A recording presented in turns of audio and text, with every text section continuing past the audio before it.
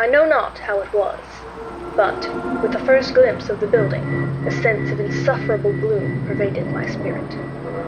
I say insufferable, for the feeling was unrelieved by any of that half-pleasurable, because poetic, sentiment, with which the mind usually receives even the sternest natural images of the desolate or terrible.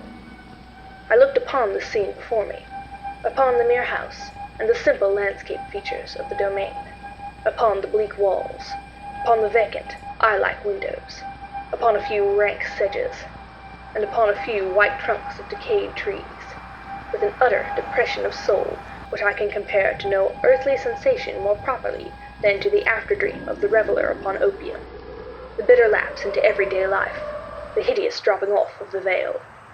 There was an iciness, a sinking, a sickening of the heart, an atmosphere which had no affinity with the air of heaven, but which had reeked up from the decayed trees and the gray wall and the silent tarn, a pestilent and mystic vapor, dull, sluggish, faintly discernible, and leaden-hued.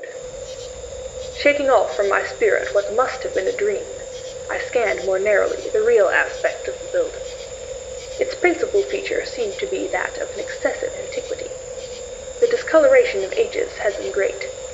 Minute fungi overspread the whole exterior, hanging in a fine tangled webwork from the eaves. Yet all this was apart from any extraordinary dilapidation. No portion of the masonry had fallen, and there appeared to be a wild inconsistency between its still perfect adaptation of parts and the crumbling condition of the individual stones. In this there was much that reminded me of the specious totality of old woodwork which had rotted for long years in some neglected vault, with no disturbance from the breath of the external air. Beyond this indication of extensive